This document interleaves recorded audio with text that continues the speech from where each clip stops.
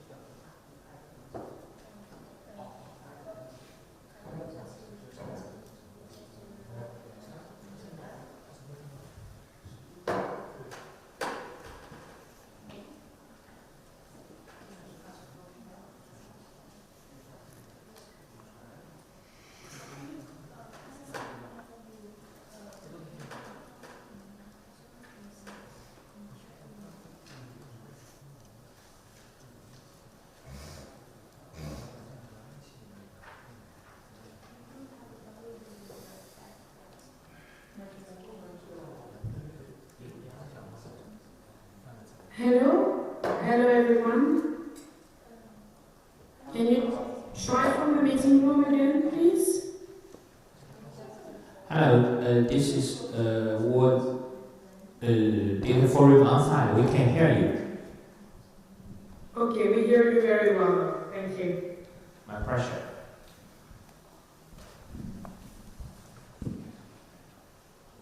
If that is fine, we'll just wait for 2 additional minutes because we have 2 speakers who have not joined yet. Okay, But since they are not first in the run-up show, if they don't join in 2 minutes, we will start and hopefully they will join shortly afterwards. Okay.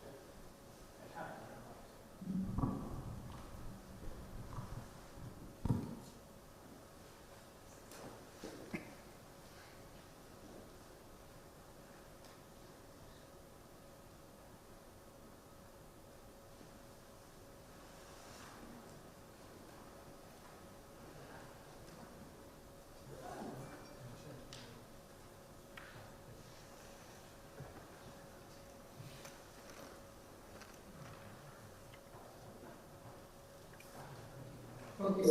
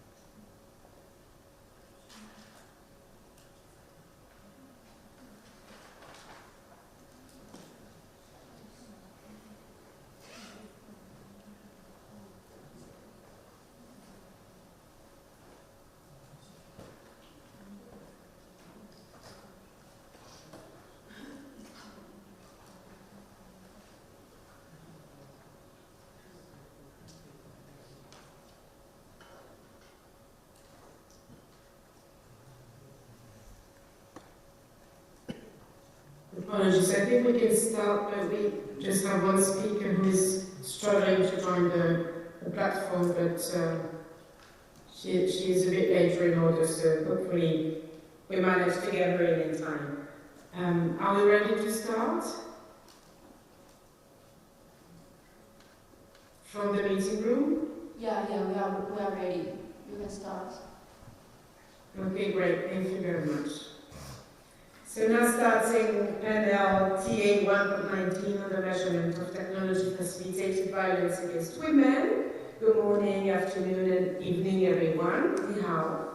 It's a real pleasure to be present at this new edition of the World Data Forum, although unfortunately entirely remotely for myself and all my co-speakers.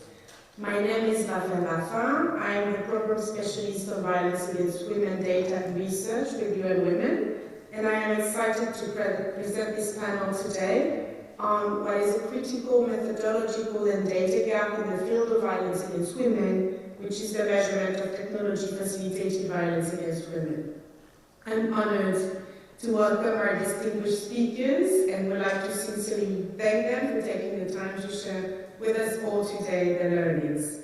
We're lucky to have a very diverse panel, and we will hear from very different and complementary perspectives. So joining us today are Lynn-Marie Sardina, Technical Officer of Violence Against Women Data and Research at the World Health Organization; Lorena Fuentes, who is the co-founder and Director of Practice and Advocacy at Ladysmith; Catherine Townsend will also be joining. She is the Executive Director of Open Data Collaborative; Diana Banger, who is the Senior Statistician at the Uganda Bureau of Statistics; and finally, Stephanie Wilman-Bordat is the founding partner of Mobilizing for Rights Associates, based in Morocco. She couldn't join today, but she will share her inputs through a pre-recorded video. So we know now that the rapidly growing access and use of information and communication technologies, which was further accelerated by the COVID-19 pandemic, has had multiple impacts on gender equality and women's rights, including the further exacerbation of existing forms of violence against women, especially sexual harassment, and the emergence of new forms of violence against women, such as non-consensual image sharing. Available evidence confirm high prevalence rates of technology-facilitated violence against women, with national data ranging from 16 to 58%. And yet, accurate, reliable, and comparable data on the extent of technology-facilitated violence against women are lacking to effectively inform and monitor targeted policies and programs. Until recently, the international community has lacked a shared definition of technology-facilitated violence against women, which has been one of the foremost challenges to collecting data and producing comparable research on this type of gender-based violence. Global methodological and data gaps were acknowledged earlier this year by two key international bodies, the UN Statistical Commission and the Commission on the Status of Women. Both called for developments to enhance measurement of technology-facilitated violence against women. So as a first contribution to these methodological gaps, UN Women and the World Health Organization convened in November last year a multi-stakeholder expert group, including gender policy specialists, researchers, academics, and statisticians, to develop a shared definition which builds on previous work from academics, governments, national statistics offices, feminist movements, international organizations, and other gender equality advocates. The expert group defined technology-facilitated violence against women as any act that is committed, assisted, aggravated, or amplified by the use of ICTs or other digital tools that results in, or is likely to result in, physical, sexual, psychological, social, political, or economic harm, or other infringements of rights and freedoms. I will share in the chat the link to the meeting report so that you can access the whole rezoning and the proposed definition. In addition to this previous lack of a great definition, methodologies that have been used so far to measure technology-facilitated violence against women differ, such as survey time, reference period, or population, and also the intersectionality lens, and their scope, quality, and reliability value.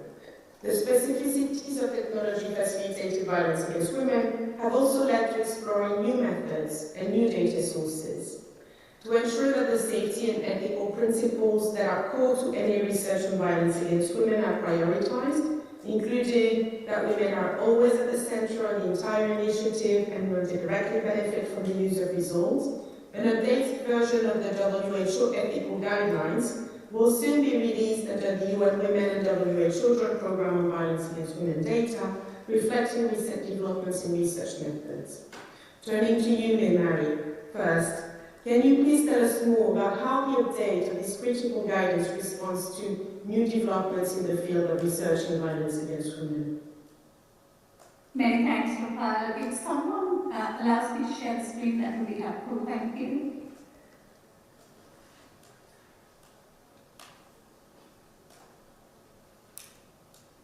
Okay, so just confirming that folks can see the screen.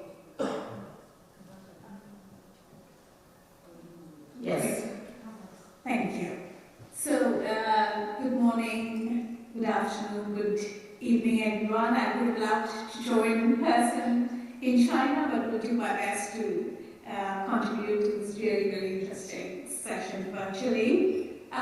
Just as a quick overview, what I'm going to do in this presentation is very briefly, because of the short time, focus first on the update of the ethical safety guidelines, mainly focusing on remote data collection for population-based prevalence surveys and touching upon some of the ethical considerations relating to technology-facilitated violence against women, and then give a quick snapshot also of the expansion and update of the WHO multi-country studies survey instrument that includes two questions on technology-facilitated violence, and we're looking to expand with another couple of questions.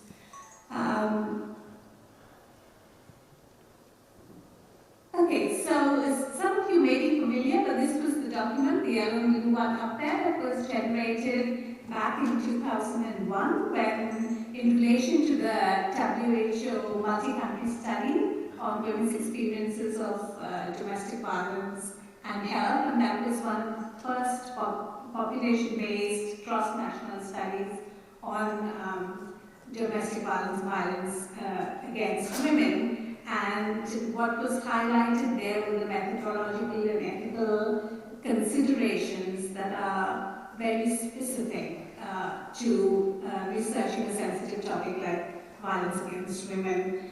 There were further updates more in relation to interviewing trafficked women, which was in 2003, and then the adaptation of these ethical guidelines to humanitarian settings in 2007. So in terms of the impetus, as you would know, during COVID-19, there was a sudden surge in interest for data collection remotely. So using remote methods like the telephone or internet, because in-person household-based surveys were basically unsafe to do. However, because of this surge without adequate consideration in most cases for the safety and ethical breaches that might take place with remote data collection, UN Women, WHO, along with our UN sisters, UNFPA, and Global Data, developed this decision tree on safely collecting violence against women data during COVID. With starting off with the question is, do we need the data, and what is the purpose of the data? And if you do need it, how do you safely do this remotely? So I will now quickly talk about the updates, like I said, referring to the remote use of remote methods of data collection. And going through the same principles that were originally suggested and highly recommended in 2001, but how these relate to when you're using remote methods. And one of the challenges is prioritizing safety of respondents and the research team when using these remote methods. This is much more so than when you're using face-to-face interviews, because with face-to-face interviews, you can often, you're there in person, you know the environment better. If there's privacy being breached, if someone enters the room, you change the question, you change the topic, or you stop the interview. Also, if you think of women's safety is at risk, you're there till the end of the interview to assess that. However, this becomes much harder when you're looking at telephone-based interviews, for example. Another issue with telephone-based interviews is that you can't always tell if the person that you are, the woman that you are interviewing is actually being able to do it privately, especially if she's in a controlling, possibly controlling relationship. In many middle-income countries, women don't own their own phones or their own SIM cards, etc. And so this might put the women at much higher risk of violence if it is discovered by the abusive partner that she's participating in this research or disclosing about violence in the home. Also, the need for methodologically sound studies, and this is something in-person interviews, but again, of special consideration for remote methods, because what happens here is you take into account that you're sampling strategy may bias the participants you get. So if you're using telephone interviews or internet interviews, you need to be aware that your sample will largely be women who have access to these technologies. There's also reporting bias, one of the very important things, and I will link this to also the training of the team members, just to, reduce the time I take on the slide, but this is really very important here. So building rapport is very important in helping women disclose their experiences of violence, but also disclose it in a safe and minimizing the distress as well. And this is sometimes harder, or often much harder when you're doing this remotely. Another point with training of interviewers is that, and this was something that was highlighted during COVID-19, enumerators and interviewers who are trained to do in-person interviewing, and I'm talking about specialized domestic violence interviewing, are not necessarily have the same skills, and they need additional training to do this remotely, because you have to build quicker rapport, you have to be attuned to emotional cues, to distress, etc., without having the face-to-face communication. Also, the possibilities of referral and support mechanisms that are highly recommended. We don't go into the field and ask women about their experiences of violence, which may cause re-traumatization, although often this is the first time actually women disclose about violence. But we need to give them some information on referral services safety, and this becomes much harder when you're doing it remotely. And finally, in terms of the interpretation of study results, going back to sampling, saying that this may not be actually representative, and and similarly with violence, questions in other surveys, remote data methods require that the survey is much shorter than when you're doing it in person. And if this is part of a larger survey, for example, DHS, this may reduce the quality of your data if it's going to be that long over the telephone.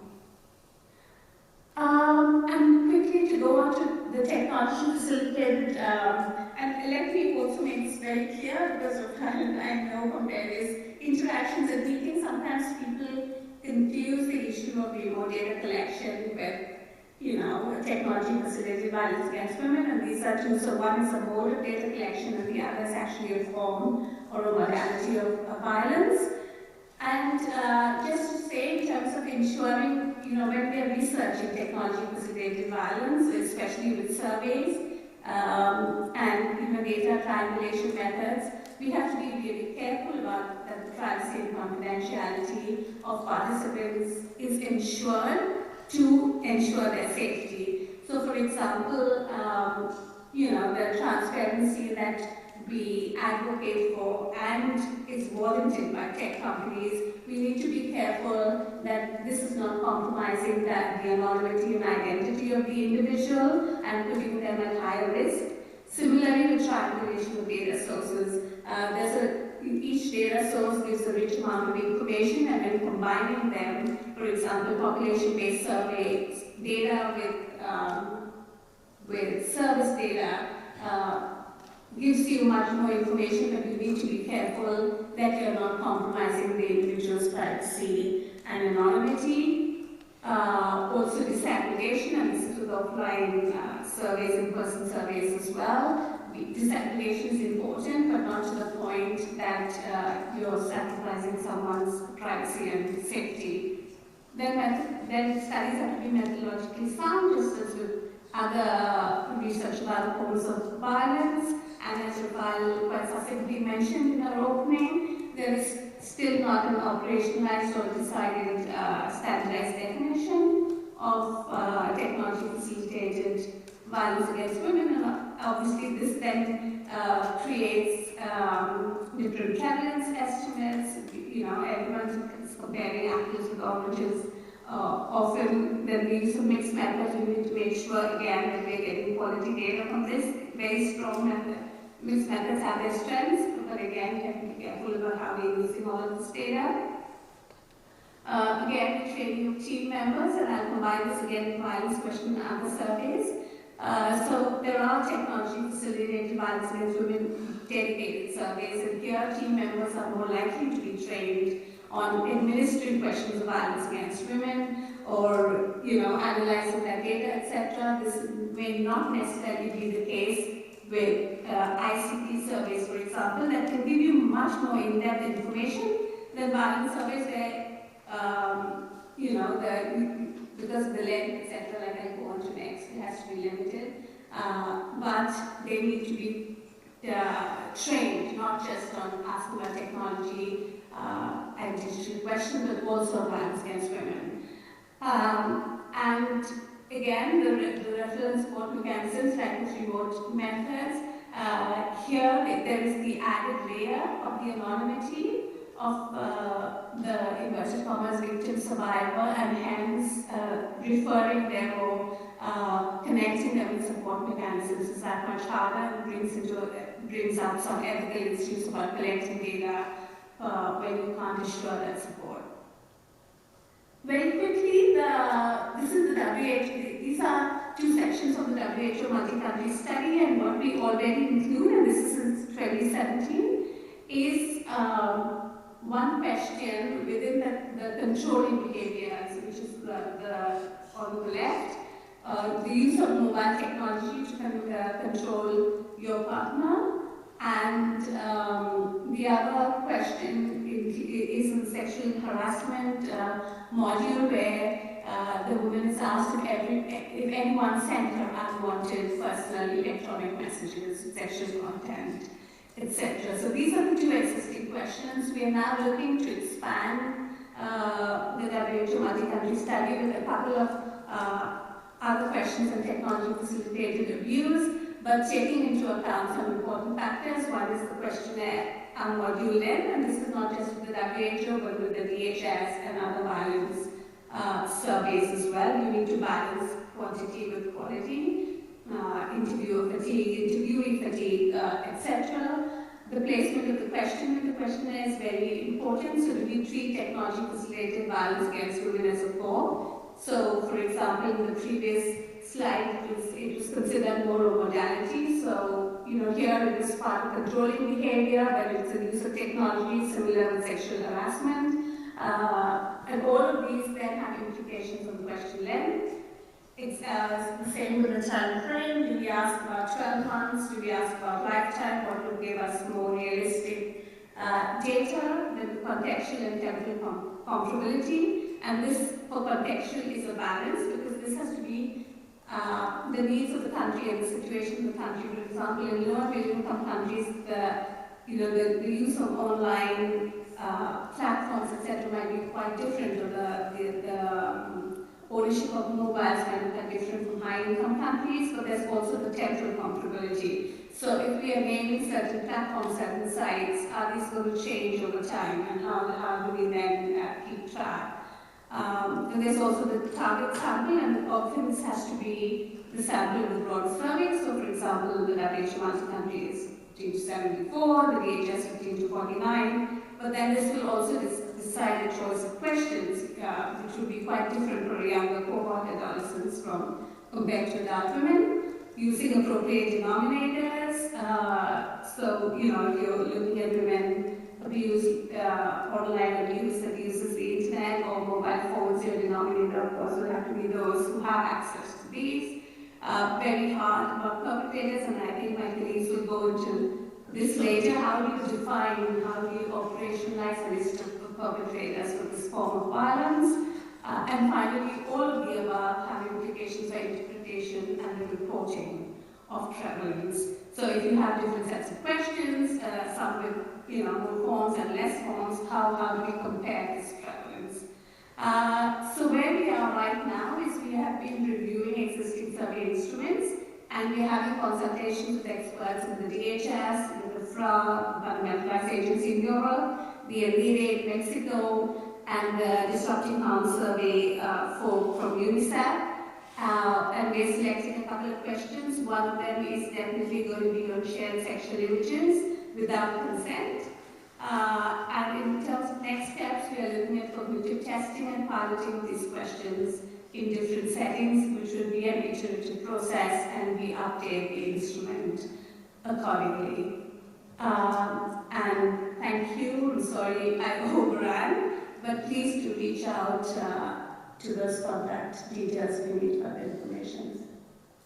Thank you very much, Anne-Marie, for this comprehensive presentations. And unfortunately, we're still struggling to get to our speakers in, so I hope for them that they can join and share in time as well. But thank you again, yes, for sharing all of that and the efforts that have been already taking place. And we'll see with the next presentation that stalking reviews have revealed as well that there is a growing evidence base, and there are accelerated efforts to develop fit-for-purpose quantitative and qualitative research and data collection methods.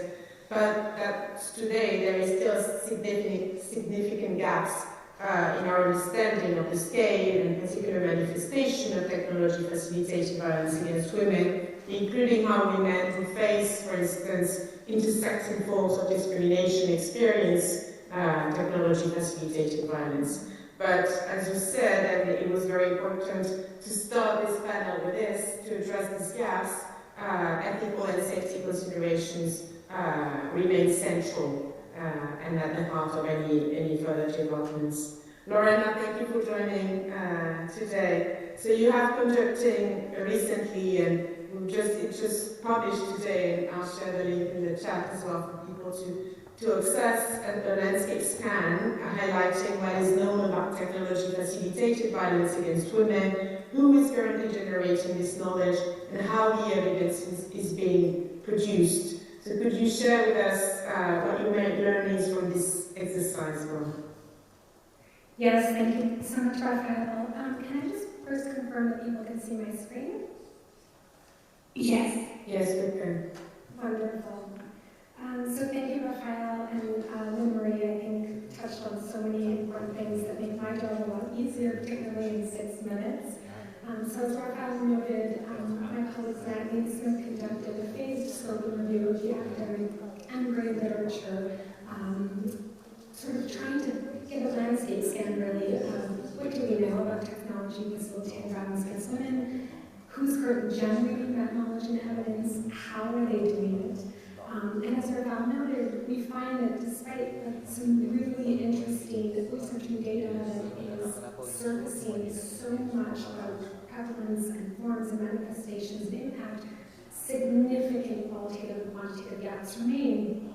And sort of several through lines across this evidence base point to a host of overlapping methodological challenges, which you just heard about, ethical ones, socio-political ones, and these really also are reflective of some of the struggles we've had when it comes to collecting violence against women in so-called offline contexts. So a lot of this is, to be expected. But technology-facilitated violence against women also has some additional distinct difficulties when it comes to data collection. And these include, as we've noted, the lack of consensus definition of what counts as technology-facilitated violence against women, the multi-stakeholder and trans-border nature of the online world, and concerns around privacy and protection. So a few just highlights that I want to flag that I think are important for this conversation about how do we address these data gaps and measure the challenges more broadly moving forward. So it's notable that the scholarly and great literature sources that we surfaced in this review were mostly published in the last 5 years.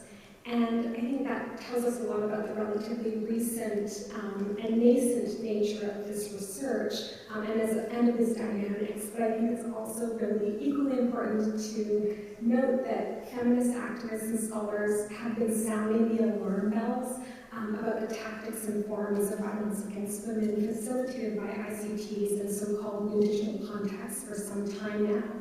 So many of the studies identified sexual harassment and stalking as among the more commonly reported forms of technology-facilitated violence experienced by women, and that the commonly sort of used tactics being this image-based abuse, which both my colleagues have already talked about, as well as unwanted messages, posts, and phone calls. We have identified a really significant portion of literature that focused on social media sites like Twitter, Facebook, Instagram, and WhatsApp as sort of the context within which TF-VAWG is being perpetrated. Whereas there are far fewer studies that, at least in relative terms, are investigating violence on dating sites or entertainment sites, or violence that's being perpetrated leveraging sort of maybe tools like GPS tools or smart home technologies, for example, which suggests a really important area for future research, because as I'm going to get to in a moment, the sort of linkages between the offline and online worlds when it comes to the perpetration of VAWG make these kinds of tools really, I think, important for our consideration for what we count as data on TF-VAWG. Facebook was consistently identified as the most common site for the perpetration of online gender-based violence. I want to note here as a caveat that other evidence was also flagged. This is, of course, got to be considered in light of the scale of Facebook's popularity compared to other social media platforms as well. When it comes to national statistics offices and the production of TF-VAWG data, it is promising to note that there are some NSO-led violence against women studies that are now including questions related to technology-facilitated violence, though a common sort of barrier that comes up in what we've seen is that there are very narrow conceptualizations of this violence. So there's a lot of work to be done here and opportunities here as well. We also identified several technology-facilitated VAWG surveys that are population-based and that have been catalyzed by non-government entities and research organizations. Most of these, however, are studying online violence specifically, rather than the sort of broader range of technology-facilitated forms of violence, such as doxing, hacking, or again, image-based abuse, which is a really important one that feminist scholars and activists are sort of flagging. Our review didn't capture many government-based administrative data sets, but there are signs that this is actually kind of shifting. So, for example, the National Police in Morocco reported for the first time in 2020 that at least 1% of the reported violence against women cases had been, quote, committed by the means of modern technology, and that this had actually increased to 2% in the following year.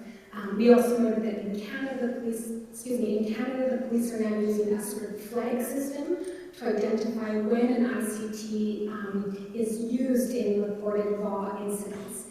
It's important to note here, though, that this flag is not used to collect data on forms of violence that don't meet the criminal threshold in that country, but which for maybe those of us on this call and in this community would consider an act of TF-VAWG. So again, there are limitations here. I want to sort of flag two key themes. There's a lot more in the paper, but two key themes which I think that are super important that emerge in the evidence base and that have a bearing on this discussion about data collection and how we address these gaps moving forward. The first is the importance of acknowledging that while technology-facilitated violence against women has its own distinct features, It is part of the continuum of multiple recurring and interrelated forms of gender-based violence, and this understanding really needs to inform how we think about conducting research or collecting data moving forward.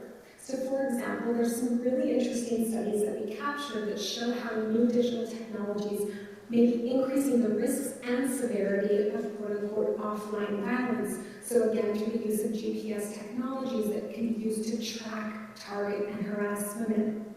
Relatedly, the evidence base is really clear about the ways in which the risks and the vulnerabilities to violence mirror dynamics in the offline world. So what that means from an intersectional perspective is that the groups of women that are at heightened risk of offline forms of violence are also often those at greatest risk of online forms of gendered violence, and that often get then driven off of these platforms and get driven off using the kinds of digital technologies and tools that we know also provide entry points for empowerment and opportunities. So this is a really important area that we need to consider. So again, this is actually another kind of interesting theme from that section of the literature, which is looking at how technology-facilitated violence against women is exacerbating the gender-digital divide. And this actually dovetails into the second key thematic point, which is the importance from a sort of methodological perspective of prioritizing, not over and above other methods, but really genuinely prioritizing qualitative and mixed methods approaches to studying and collecting data on TFL, because of the opportunities that this creates also for how we measure the kinds of survey instruments and questions that we use, the things that we decide require counting, etc. The qualitative methods really do open up some really important opportunities for us. We found that there's a widespread use, for example, of online surveys in the studies that we reviewed, which suggests that there's an assumption at play that the targets or victims of TFL are actually online. But while these surveys are really obviously super important and illuminating in their own right, there's a whole evidence base that's telling us that women and young women and girls are leaving online spaces or reducing or changing the way they engage in online spaces precisely because of their experiences with or fears of further violence. So in that sense, online surveys are necessary but insufficient for capturing the scale, manifestations, and impact of TFL. And it also illustrates why qualitative approaches are so important for surfacing dynamics around this violence, including surfacing new types and new modalities of violence that are being leveraged against certain communities. And indeed, given the sort of ongoing evolution of digital technologies and the new forms of violence that we see emerging, we have to sort of attend to that as a constant reality, that this is a very much a moving target. We saw this with Zoom bombing in the context of the COVID pandemic and the sort of increased digitization of our everyday lives.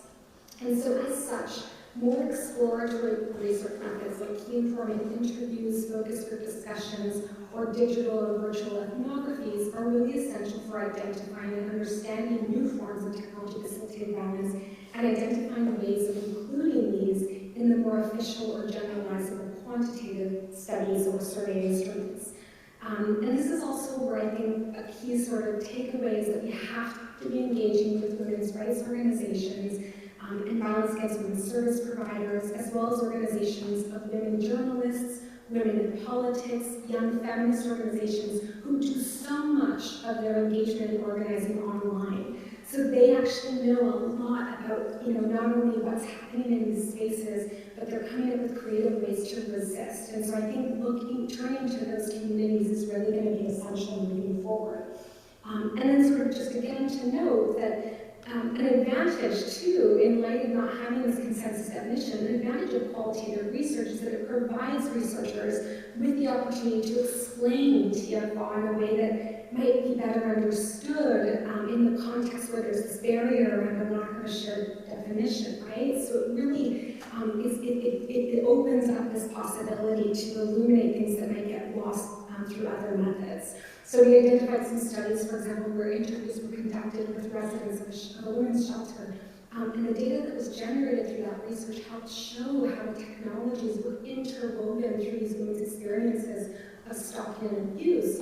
which for them made the kind of distinction between offline and online violence kind of irrelevant and blurry, especially because for them, they needed to use digital technologies like phones and the internet in order to escape their situations of violence. So for them to be told to parse those roles apart was really difficult, and it tells us a lot about us as data collectors and how we need to be really thoughtful about these false silos that we create between these worlds, which have, the distinctions between which have entirely collapsed. So finally, I think moving forward, investing in qualitative research will be key for identifying new and emerging forms of this violence, but it will also be instrumental for informing the development of fit-for-purpose quantitative survey instruments. And in terms of future research, I think that there's this growing evidence of how online platforms and digital technologies are facilitating various forms of violence, like intimate partner violence, sexual harassment, and stalking. But certainly what the evidence base suggests is that much more research is going to be needed into how these tools contribute to other forms of violence across this continuum, including things like human trafficking and other forms of exploitation. And I know at the end of this panel, we're going to each have an opportunity to share a main priority for next steps. So I'll close it out there. Thank you so much. Thank you very much, Diana, for sharing all of that. And I just received the good news that Diana and Jerry was able to join. So this is excellent news, because our two next speakers are going to, I think, perfectly illustrate what you've just been including, is how nationally representative quantitative data that Diana will speak of and share the latest experience from Uganda are also informed, and it's a continuous relationship by community-based research, and this will be our last speaker then who will complement. So Diana, turning to you, and again, we're very, very grateful and relieved that you were able to join today, because this experience from National Statistics Office, who we have seen in the previous years, have increasingly started to include questions related to technology-facilitated violence in national prevalence surveys. And Uganda, to name only one of these few, has been one of these examples. So could you share with us how these questions that were included in the recent national survey conducted by the Uganda Bureau of Statistics were crafted, and what did the data, because you released the data, I believe last year, tell about online violence?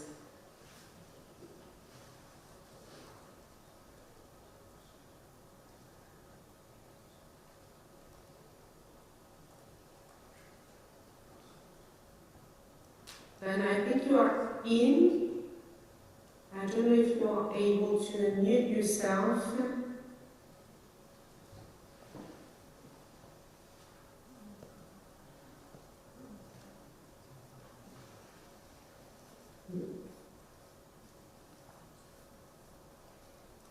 Oh, yes, good morning to you all. Yes, I've been having some technological issues, but I'm glad I'm in. I request to share the screen because the device I'm using, I cannot share screen, please.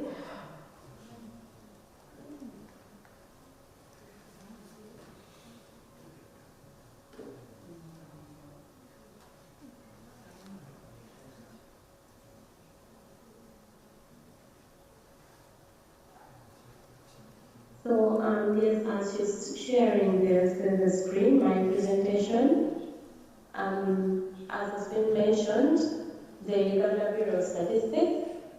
Can you hear me? Yes, we hear you well. Oh, okay, great, thank you. So, the Uganda Bureau of Statistics conducted a survey on violence in 2020, encompassing 4 modules: violence against women and girls, violence against children, violence against men, and violence, abuse, and neglect among older women aged 60 and above. A qualitative module as well was included to provide an in-depth understanding of some of the issues that were investigated in the quantitative modules. So the primary objective of the survey was to provide data estimates of indicators on violence against women and girls, to assist policymakers and program managers in evaluating Sorry, and Diana. guiding program. Sorry, Diana, for interrupting you. You haven't shared your screen. We can see your presentation now. I was testing from the device that I have. I cannot be able to share screen.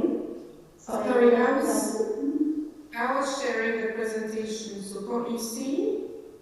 No. I'll share again, please let me know Okay. if. Okay. I'm sharing it now.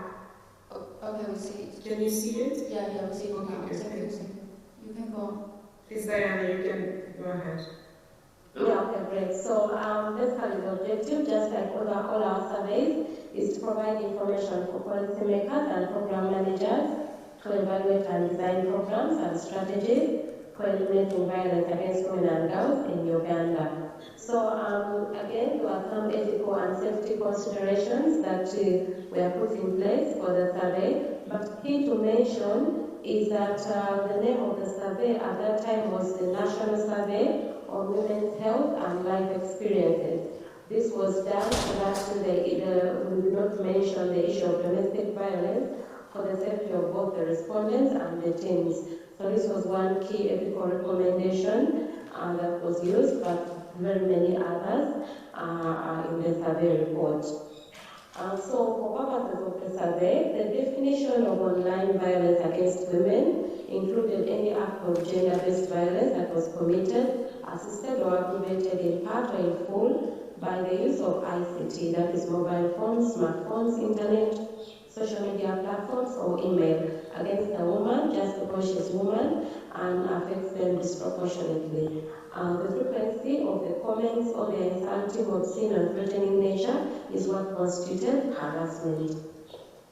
The forms of online harassment included sharing clear images of the women without their consent, and this was the most prevalent, as reported by 8 in every 10 women.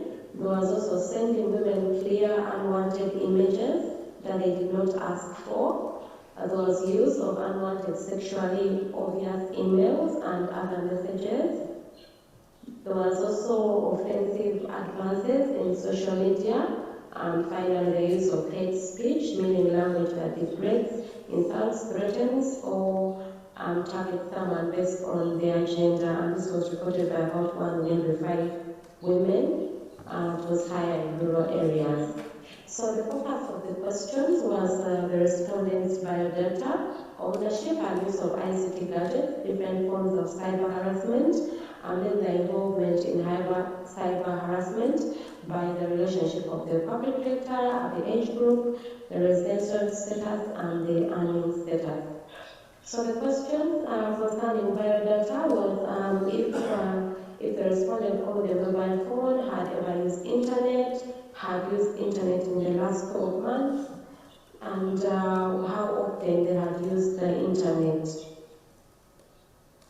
Then to see about the cyber violence, if one owned a mobile phone, and also if you are using internet, then we ask a series of questions, as we have seen in the forms, on whether they received unwanted sexually obvious emails or other messages, whether they had received any offensive advances on social media, whether they had ever been threatened by someone through the internet, or whether they had received any hate speech, meaning language that degrades, insults, or threatens or targets based on their gender.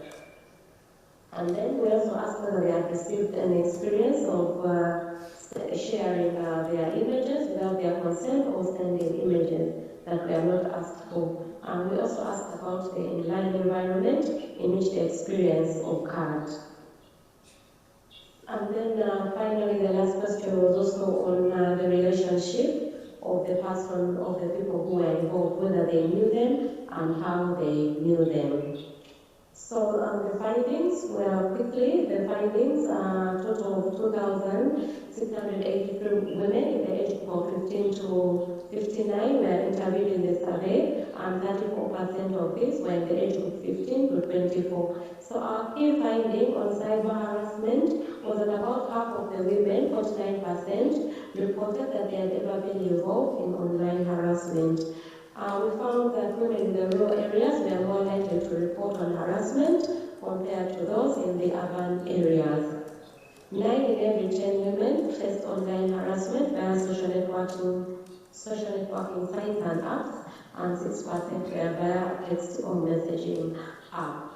In the interest of time, maybe I'll just, since the presentation will be shared, the details of the key findings are in here. So I'll skip those slides, but what is key to note is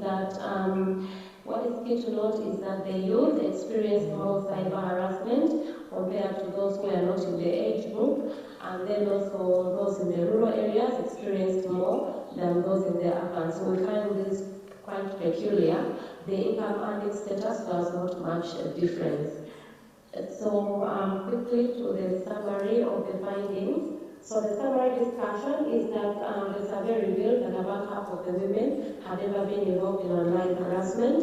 The problem was higher in the rural and among the age group. So this is contrary to what we expected, but this could be because there are more youth residing in the rural areas, and therefore any intervention should be targeted around the youth, focusing on the social networking sites or apps and the text or messaging apps. Thank you so much. Thank you very much, Diana. As you said, we will see how to share the presentation and the detailed findings. I will quickly move to our last speaker because time is unfortunately always running, but as we were saying, to complement national survey data, we learn from scoping reviews and from experience that community-based research is an important source to grasp the form and extent of different forms of violence against women, including technology-facilitated violence against women. And it was very enlightening to see that the results surprised you, and there is still a long way to go before understanding fully what is technology-facilitated violence. So our last speaker will share some results of a mixed method research that was conducted in Morocco in 2019 that confirmed that technology-facilitated violence can take many forms, which might be difficult, as we mentioned and several speakers did earlier, to capture all in a quantitative survey. And there they had some open questions that enabled them to understand better. So I will now display the pre-recorded video that we did with Stephanie from Organiser Associates.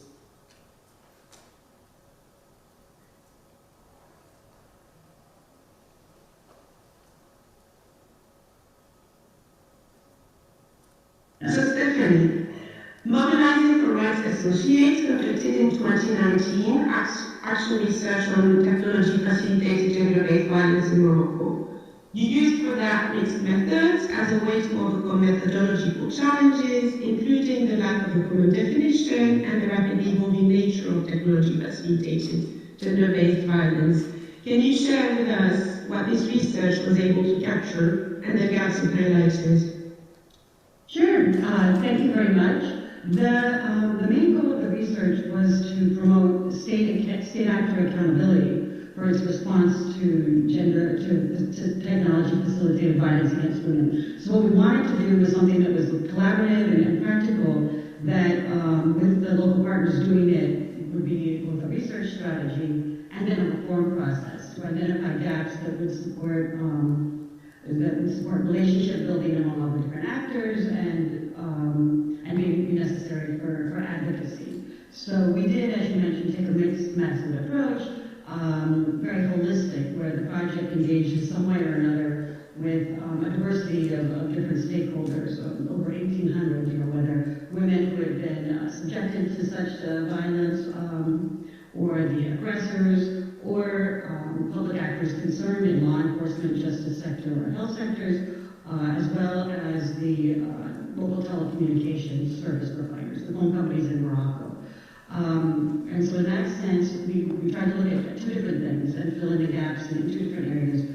One being, an understanding of women's experiences with technology-facilitated violence, its natures, its forms, its impact on their lives, as well as the aggressive profiles and motivations. But we also, secondly, we wanted to look at the responses by the entourage of the women, by the public actors in those three public sectors, and then by the internet and service providers and social media platforms. So we wanted to fill the gaps in the knowledge about where the blockages were in the system and in the relationship to have an appropriate response.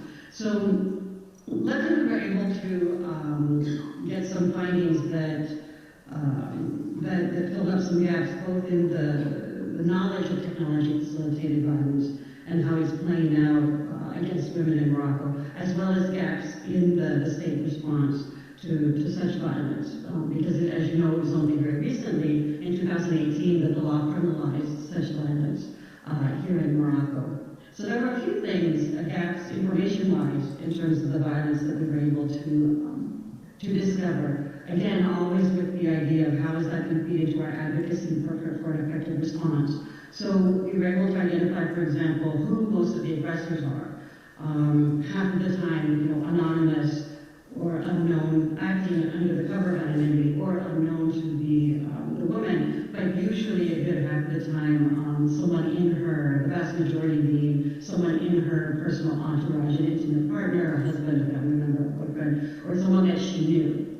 And so showing how much women were at risk for violence from people that they knew. We were able to show how repeated this kind of violence is and how long it lasts over time. Because one of the big sort of objections or resistance is always, oh God, it's not, it's my God, it's not, a problem, it's just a one line, or one text, or one this. No, it's repeated and it lasts over time. And then third, we were able to show the relationship between the virtual violence and the real world harm that it causes by coming up with quite a few instances of either instances where violence that started out online, threats, harassment, etc., turned into violence in the real world. Where women tried to block the aggressor or refuse their advances, then the aggressor moved into real world violence and started stalking them, attacking them, etc. The second scenario being where an initial act of offline violence, a rape, an assault or whatever, was filmed and then shared on social media and then got propagated, in the virtual world and caused violence in that world. So real world offline violence getting translated into online violence. And we thought that was important so that people could not dismiss or underestimate the severity of the type of violence. Perhaps the other gaps we were able to notice and identify were gaps related to the public actor response, because quite frequently the reaction here to violence is, oh, well, why didn't they just, report it? And our actual research allowed us to identify the specific barriers why women, don't report such violence against women. Perhaps I should say as one caveat, actually, what the research did find is that quite a few women did report such violence. And then were met with an ineffective response. And I'll talk about that too, but lots of times people talk about, well, women don't report violence because they're scared. And the interviews with the women that showed up was that women were actually subjected to, numerous threats to their safety, online or offline, to theirs, to their children's, to their families, by the perpetrator, by the perpetrator's entourage.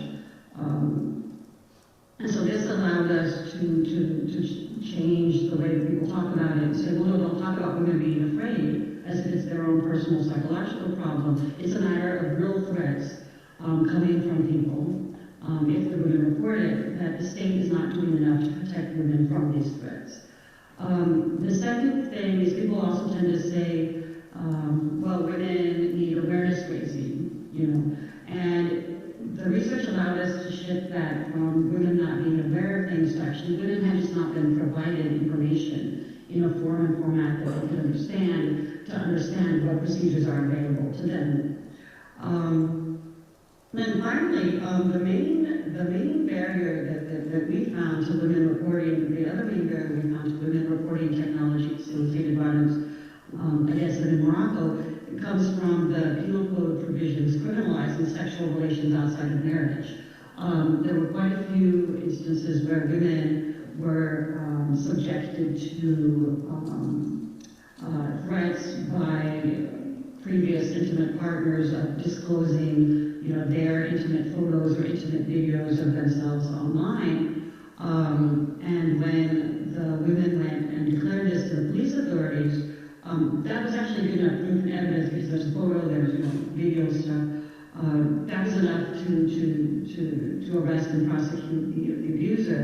But the problem with that is that then if the abuser was someone that she was, the victim was in an intimate relationship with without being married, the women themselves then got prosecuted as criminals for having had sexual relations outside of marriage.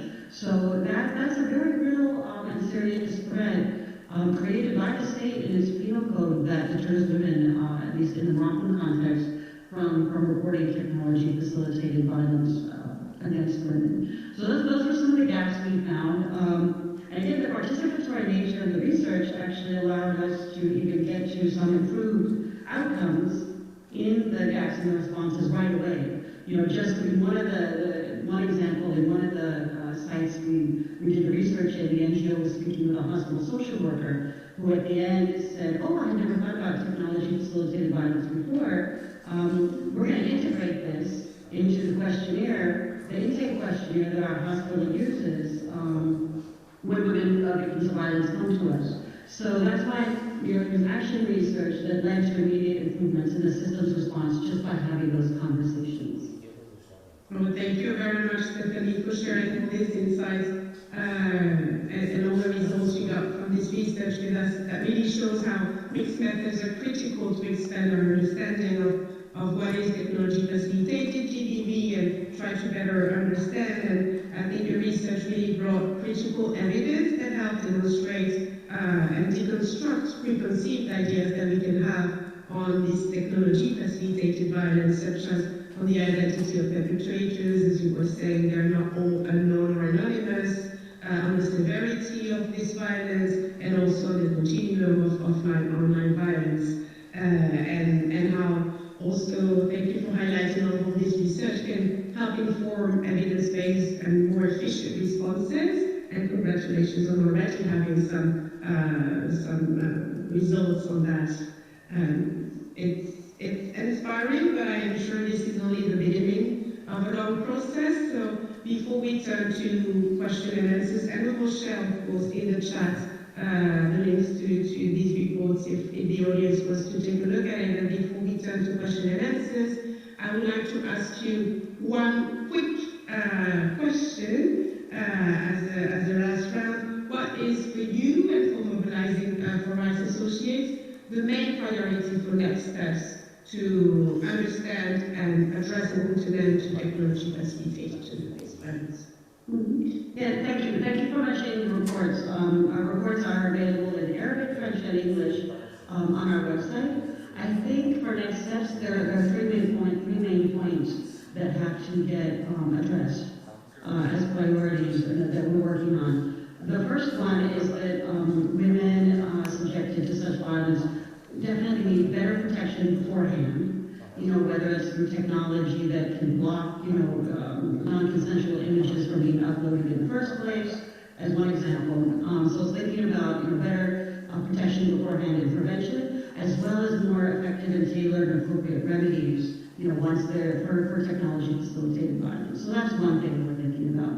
The second thing that's important is we had noticed, coordination gaps in our research between law enforcement and phone companies in terms of different policies and procedures on how to work together to address this kind of violence effectively. So the second point is really better coordination and collaboration between law enforcement and service providers and social media in terms of their policies and procedures.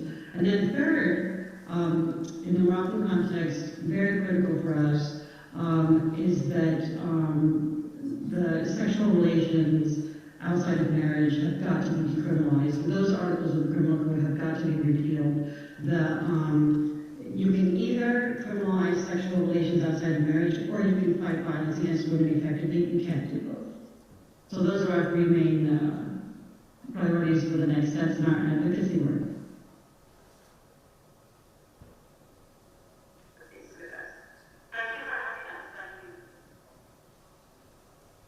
So we are back live now. I know we're just 1 minute of a time, so the organizers can bear with us just a few additional minutes so that I can ask the same question to the three other panelists that we had with us today. Diana, would you like to share in one sentence really quick, what is the next step for you in terms of advancing the understanding and knowledge of technology-facilitated violence against women? And thank you so much. For us as the Bureau, I think because our main work really is to continue to provide the statistics that can be able to inform policy. So given that this is our first on technology-facilitated violence, we hope to continue this and continue with the strengths and the advantages and the ethics that we realize in this survey, take them through to other surveys and try to ensure that we have continuous data to inform policy, with of course recommendations for government to be able to address the issues around where we discovered there are issues, the age group of the youth, the rural populations, and basically having some more stringent restrictions and and really regulating the technology violence. Thank you. Thank you very much, Diana. Lorena, if you would like to share also with us, from your perspective, what's needed next?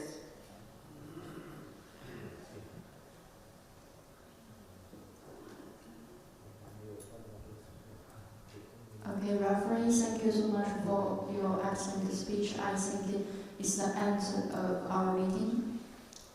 Thanks again for your excellent speech. Okay. It's unfortunate, so we're going to say goodbye. So unfortunately, Mary, you want to say a final word? And Okay. With the Q&A. Okay. Yeah, I think if the room administrators straight to give us 2 minutes, so Lorena, we want to make it go on. Yeah, just 1 second.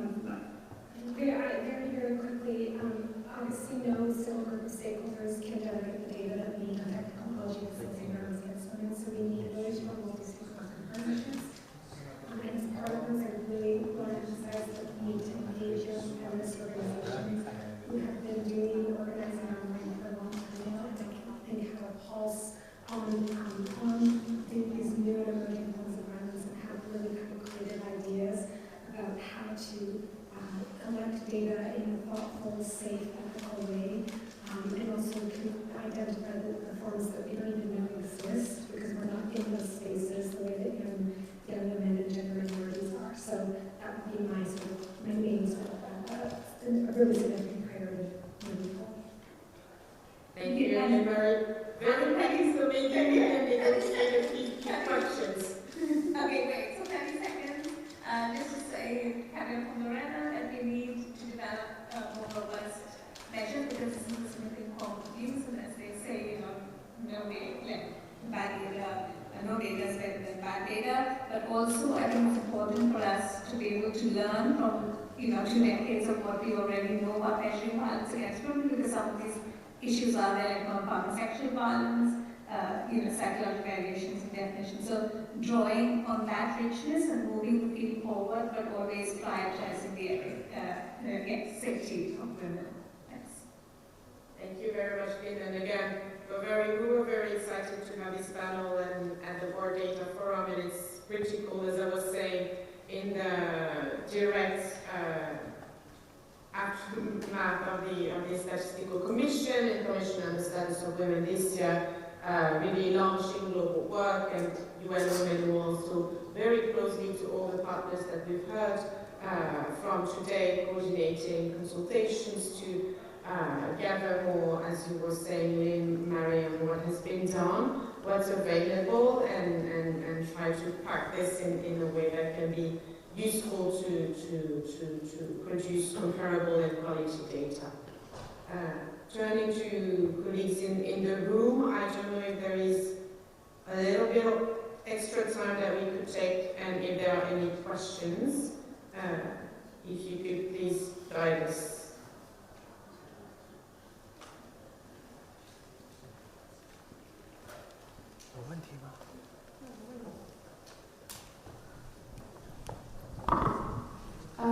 Hello, this is Claudia from UNICEF.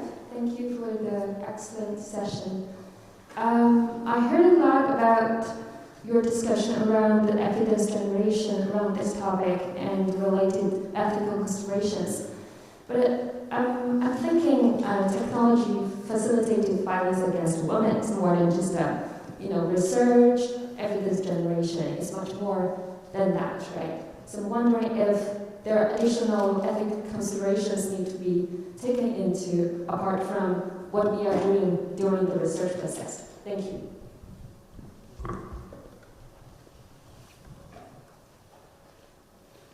Thank you. Could we take, if there are other questions, maybe we can take a few questions and then answers from our panelists?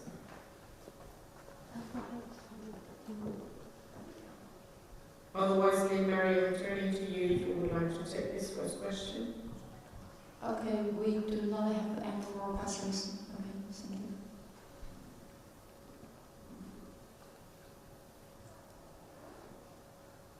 you. Yeah, thanks for that question. I'll try to answer as best as I can. But I think, like Raphael had mentioned earlier, one of the important ethical considerations, not just in research, and also can I say that, when we talk about ethical considerations just in research or data collection, etc., this has a kind of snowball effect in terms of how we're influencing prevention and response, right? So these are not siloed. The whole generation of evidence is to inform programming and policy, and that's why the use of data we collect, it is ethical that it is actually transformed into action. And the panel mentioned, this evidence or this, these measures that we are coming up with also, we've involved in an expert group meeting, and maybe Raphael can say more about this, but women's group technology companies, etc., and because this is also what we want to change in the field in terms of the ethics of perpetrating violence and how we prevent this victimization. So it's outside of the research context, but impacting real lives. And hence it is important to involve all of these stakeholders as we had here, but also in moving this field forward. I hope I've answered that question, but Thank you very much, Lynn-Marie. Yes, I'm not sure if the question was also broader than research, but of course, ethics and safety guide all our intervention and all aspects of that when working on preventing and responding to violence against women and girls. If there are no more questions from the room, I think we can wrap up. Our contacts can be found, I think, on the meeting page, because again, this is for us the start of the next phase of a collaborative work. So if anyone is interested in contributing, please do not hesitate to reach out or to share research or data that you have been working with. We would be happy to consider them. So thank you everyone for joining us today. I think we had a very rich panel. Thank you to all my co-speakers for joining from various different time zones, and looking forward to taking on this work all together. Okay, thank you so much. Thank you for your excellent speech and answering. Thank you. I think it's an hour meeting by. Thank you so much again. Much appreciated. 他们这个推过的这个方法。